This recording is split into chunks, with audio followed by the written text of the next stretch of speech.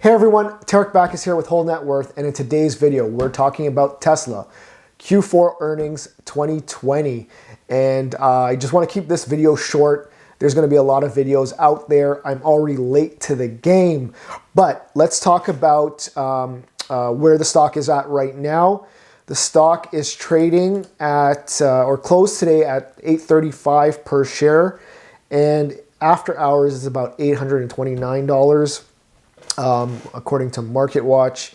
And it seems like the response from the earnings call and the earnings release is that, investors were expecting a little bit more. So in this video, I want to touch on a few points. I'm really going to touch on some highlights that jumped out to me. I'm not going to go through it in a ton of detail, and where I'm going to talk about what jumped out to me and also where, I see the next year or 2 years going and, what my thoughts are around that. Now, I'm going to talk about the financials, the growth, and the future. Those are the three topics that I really want to cover. But I did want to talk about the fact that, after the call and after, the earnings and the miss on the EPS and the operating margin, I was a little I wasn't concerned, but I was like, oh, okay, that was odd. I wasn't expecting that. So when I looked in deeper and then I listened to the call, I had to sit down and dwell on that for a second and really look over the numbers. And I think Tesla is in a good place, but there's still a lot of work that needs to be done. And I think this quarter and the results that came out from it kind of show that there's still a lot of work to be done. And also, a lot of more expenditures happening, a lot of CapEx, a lot more cost in terms of building these new factories, ramping up, and also fine-tuning the lines for the upgraded models. So let's get into that. I do want to put the disclaimer out there. I'm not a financial advisor. This is really just my opinion. I am heavily invested in Tesla at 80% of my portfolio. I believe that it's going to be one of the biggest companies, if not the biggest in the world going forward. But that's based on my assumptions. You have to do your own due diligence. So that's just a disclaimer there. Remember, anything you do or anything that you want to invest in, you have to always do your own research and your own due diligence. So let's get into this. Okay, so Tesla. I'm not worried, but I wasn't expecting, or I was thrown off by that operating margin. However, it reminds me that, look, what they're trying to accomplish is big. It's a big mission, and they still have a lot of work to do. So let's talk about it. Let's talk about the financials first. So operating margin. Basically, if you look at operating margin quarter to quarter, it was down to 5.4% from 9.2%. But personally, I don't care. I'm looking at this now, and I'm like, I look at the year over year. Operating margin from 2019 to 2020 went from negative 0.03% to 6.3%. That, to me, that's a win. Like, you haven't been in a positive operating margin for any year until 2020. So let's look at that. I want to talk about what Elon Musk said that kind of jumped out at me also, was the fact that he thinks that the company is fairly valued. So he was rationalizing how we can come to this valuation of where the value of the company is at $800 today, $830, whatever it is. And he was talking about how he could see that we're getting to this, roughly $1 trillion valuation today based on the amount of cars they plan to sell, based on the 50% growth rate year over year, and also factoring FSD and the profit and the margin from FSD pretty much doubling what their revenues would be based on just the cars alone.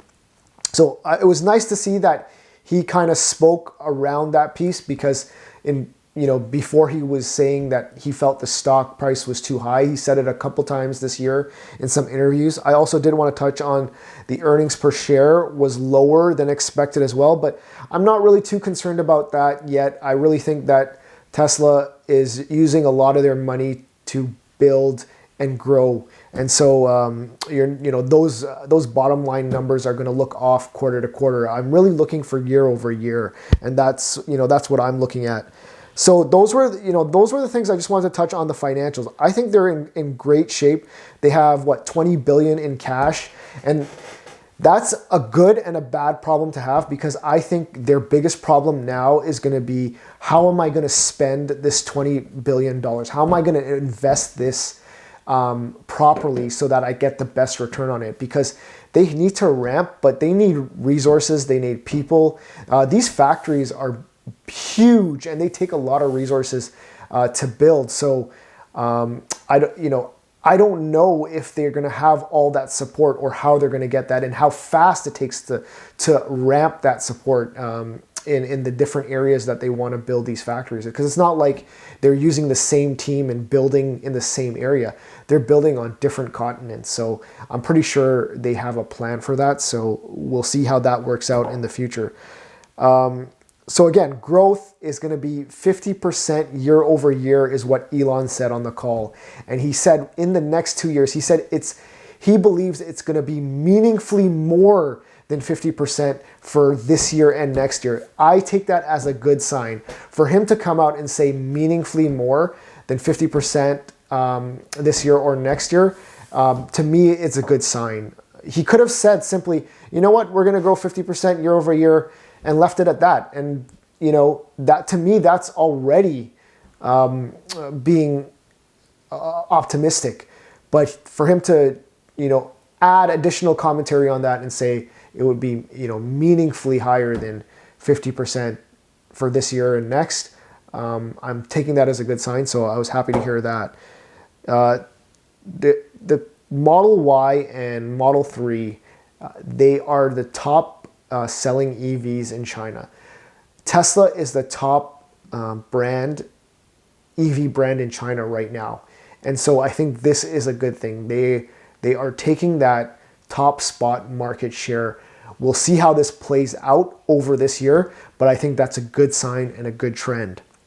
And then FSD and Cybertruck. So in terms of growth with FSD, the commentary around FSD, what he said and what I took away from that was that he said that FSD would be as good as a human driver by the end of this year. And so to me, that tells me that for it to be on the roads, or for, cities or governments to start accepting this, it's going to have to be a lot safer than a human driver. And Elon has touched upon this in the past, where he calls it the March of Nines, where it has to be 0.9999999% better than a human driver. Having said that, or safer, not better, but I think that if Tesla reaches that target of FSD by the end of the year being equivalent to a human driver, then for it to be much more or safer than a human driver, I think is going to take another year. And I'll tell you why. He also mentioned that the Tesla Semi probably won't come out. I think they said they won't come out until next year. And so if that's the case, they also mentioned on the call that the Semi would be the most likely vehicle to have full autonomous in it before it goes into regular passenger vehicles. So if we're reading between the lines here, Tesla Semi, I think, is going to be made at Giga Texas. Now, if that's the case, I think Giga Texas is not going to be online until the end of the year. So I don't think the Semi is going to come out until next year. And let's say FSD is not ready or as safe as a human driver until the end of next year. I think that gives them some time to test the FSD system with the Semi and start rolling it out into 2023. So I'm thinking now, at first I was thinking we might get FSD this year or next. I'm thinking now that we're probably not going to get FSD until 2023, and that's going to be in the Semi version.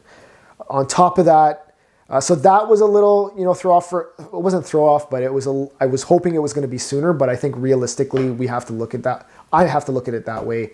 I think it's really going to be 2023 before we see FSD on the roads from Tesla. But I'm optimistic that it will be sooner. On that note, Giga Berlin is moving at great speed. Elon Musk confirmed that those are still on track to have vehicles produced by this year. I'm looking at the photos and the video of Berlin and Giga Texas. I think Berlin will be finished or start rolling off cars for production by mid-year this year, and I think Texas will probably be around the end of the year, and you might get a few vehicles trickling out of that. So Berlin is very big for me. My eye is on that. I hope that comes on by mid-year. With that, I think the next thing was for the future was the electric van. I talked about semi and I talked about autonomous. So, Elon touched about how, creating a electric van in the future, but I think that's down the road. I don't think that's on their plate of stuff right now. I think really it's Cybertruck. The factory, Cybertruck and semi and FSD. I think we're not going to see FSD until the semi comes out, based on the call and what Elon talked about there. And I'm just thinking about it logically, when a semi will be built, when FSD will be as safe or much more safer than a human driver, and then how long it would take them to test that.